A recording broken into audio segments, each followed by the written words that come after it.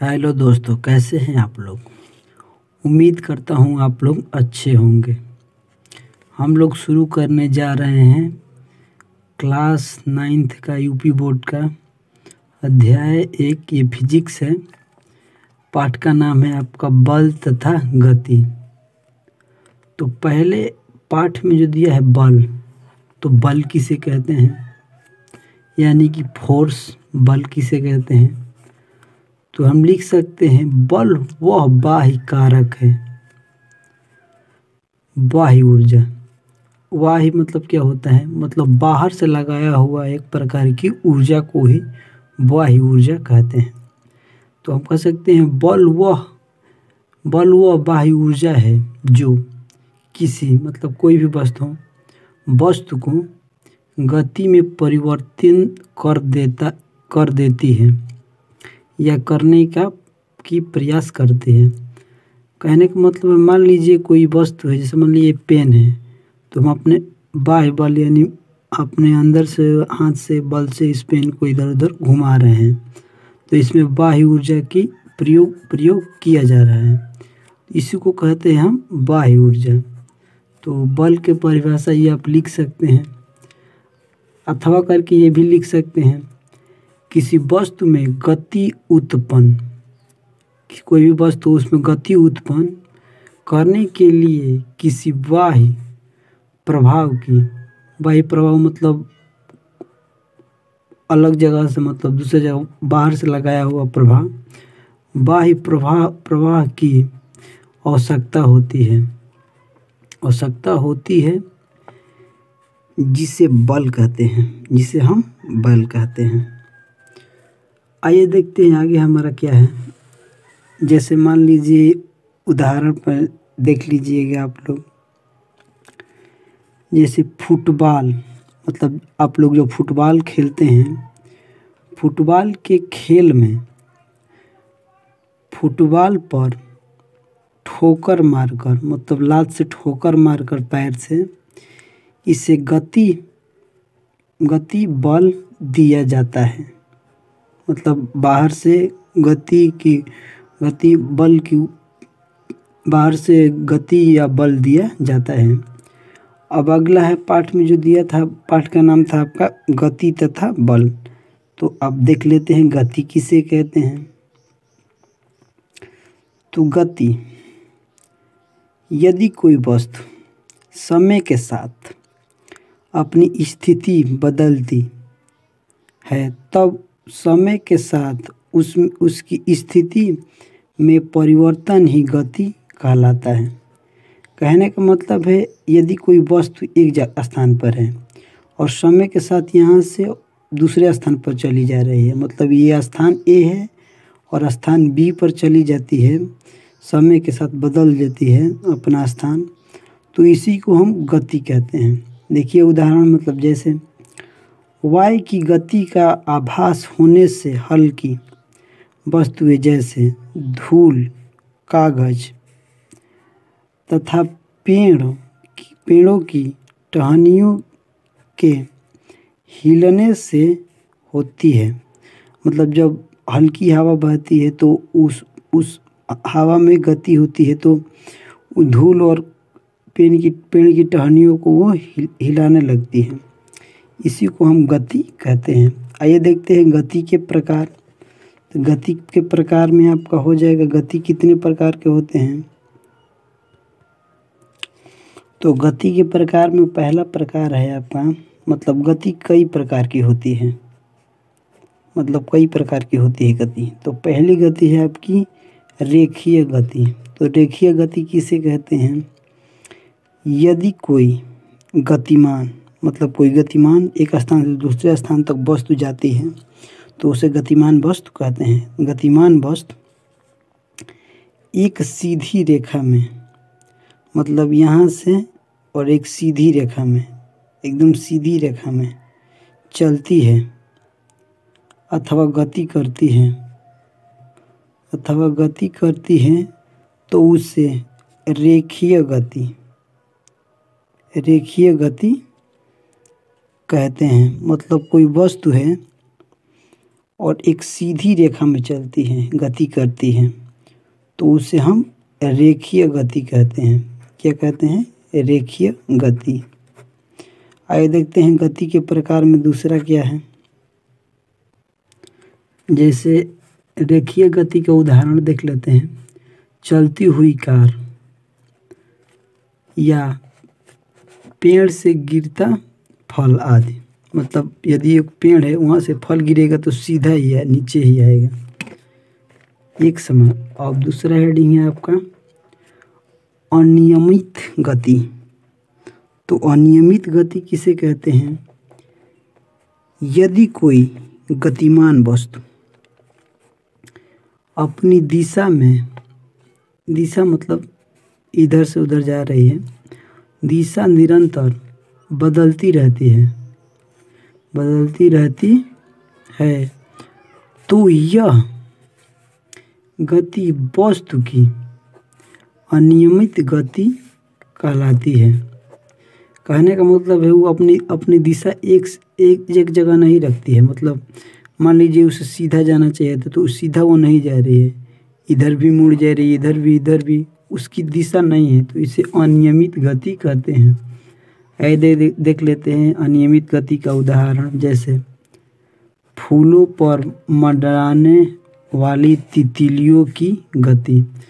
तितलियों को आप देखेंगे तो एक जगह पर नहीं रहेगी, वो इधर उधर उड़ती रहेगी, उसकी नियमित दिशा नहीं है, अनियमित दिशा है। इसी को अनियमित गति कहते हैं। आइए अगला देखते हैं। अगला है आपका दोलन गति। दोलन गति किसे कहते हैं? दोलन अथवा कंपन गति। तो किसे कहते हैं? यदि कोई गतिशील वस्तु अपने मार्ग के किसी नियमित बिंदु से इधर उधर, मतलब इधर उधर अथवा ऊपर नीचे गति करती है तो यह गति वस्तु की दोलन अथवा कंपन गति कहलाती है। मतलब वो ऊपर नीचे, कहने का मतलब यह है कि मान लीजिए कोई गतिमान वस्तु है और उसकी मतलब इधर उधर ऊपर नीचे गति करती है, ऊपर नीचे या इधर उधर गति करती है, तो यह गति उस वस्तु की दोलन अथवा कंपन गति कहलाता है। जैसे उदाहरण में आपका हो जाएगा झूले की गति आदि। मतलब झूला जो होता है उसमें दोलन अथवा कंपन गति होता है। अब आपका है वृत्तीय अथवा घूर्णन गति। तो वृत्तीय अथवा घूर्णन गति किसे कहते हैं? देखिएगा, यदि कोई गतिमान वस्तु वृत्तीय मतलब गोल गोल, वृत्ति का मतलब होता है गोल, वृत्तीय पथ पर घूमती है, मतलब गोल पथ पर घूमती है, गोल रास्ते पर घूमती है, तो यह गति की वृत्तीय गति अथवा घूर्णन गति कहलाता है। कहने का मतलब है यदि कोई वस्तु है, गतिमान वस्तु है और गोल गोल एकदम गोल रास्ते पर चलती है, उसी मार्ग पर गोल गोल घूमती है, तो उसे हम कहते हैं वृत्तीय अथवा घूर्णन गति। देखिए जैसे उदाहरण में आपका हो जाएगा, जैसे लट्टू की गति। तो लट्टू अपना चाहते हैं तो गोल गोल ही घूमता है। अथवा पृथ्वी की गति भी गोल घूमती है। तो इसी तरह की गति को हम कहते हैं वृत्तीय अथवा घूर्णन गति। आइए आगे देखते हैं हम। अगला आपका है एक समान वृत्तीय गति। एक समान का मतलब आप समझ ही गए होंगे, मतलब समान होगा। तो इसका होगा जब कोई वस्तु वृत्तीय पथ पर, मतलब गोल जो पथ होता है उसी को हम वृत्तीय पथ कहते हैं। वृत्तीय पथ पर समान समयांतराल में मतलब समान अंतराल में मतलब समय के अंतराल में, उसी को हम कहते हैं समान अंतराल में समान दूरी तय करती है। मतलब समय के अंतराल में कोई वस्तु है वृत्तीय के पथ के समान अंतराल में दूरी तय करती है तो वस्तु की गति एक समान वृत्तीय गति कहलाती है। आइए देखते हैं इसका उदाहरण। जैसे आपका उदाहरण है सूर्य के चारों ओर पृथ्वी की गति, मतलब एक समान वो गति करती है सूर्य के चारों ओर पृथ्वी, इसीलिए उसे कहते हैं एक समान गति, एक समान वृत्तीय गति। अब आपका अगला है दूरी एवं विस्थापन। तो दूरी, तो पहले दूरी देख लेते हैं दूरी क्या होता है। तो हेडिंग डाल लीजिएगा दूरी। गतिमान वस्तु की, मतलब कोई गतिमान वस्तु है समय के साथ, मतलब कोई गतिमान वस्तु है समय के साथ बदलती रहती है, समय के साथ बदलती रहती है, मतलब दूरी अपनी बदलती रहती है।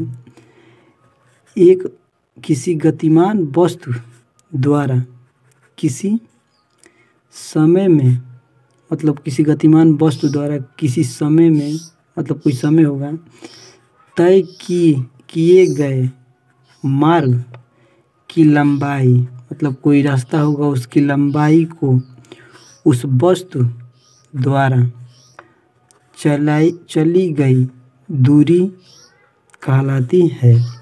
मतलब कोई गतिमान वस्तु है समय के साथ कोई मार्ग में, मतलब मार्ग पर लंबाई की तय की गई दूरी, चली गई दूरी कहलाती है। आइए देख लेते हैं इसमें क्या कह रहा है। तो इसमें दूरी का ज्ञान नहीं होता है, मतलब दूरी में दूरी का ज्ञान नहीं होता है, अतः कह सकते हैं कि दूरी एक अदिश राशि है। तो अदिश राशि किसे कहते हैं? वो भौतिक राशि है जिसमें दिशा नहीं होता है, उसे अदिश राशि कहते हैं। मतलब हम कह सकते हैं कि कोई गाड़ी है तो वो चारों दिशाओं में चल सकती है, उसकी दिशा नहीं है तो उसे अदिश राशि कह सकते हैं। आइए देखते हैं विस्थापन क्या होता है। तो आप लोग हेडिंग डाल लीजिएगा विस्थापन।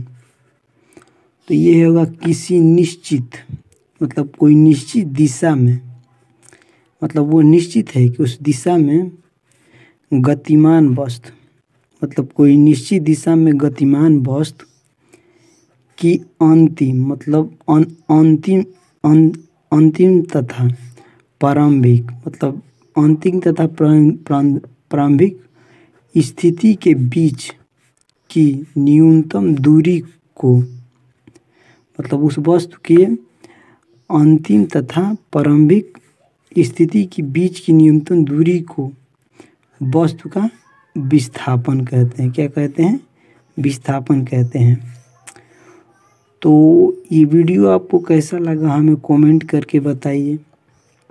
अगर आपको अच्छा लगा तो लाइक कीजिए, अगर अच्छा नहीं लगा तो डिसलाइक कीजिए। अगर उससे भी बेकार लगा तो हमें कमेंट में बताइए कि आपको कहाँ अच्छा नहीं लगा, हम उसमें सुधार करेंगे और आपको अच्छी से अच्छी वीडियो बनाकर देंगे। चलिए तब तक के लिए बाय। अगली वीडियो में हम इस लेसन के बारे में और भी जानकारी प्राप्त करेंगे।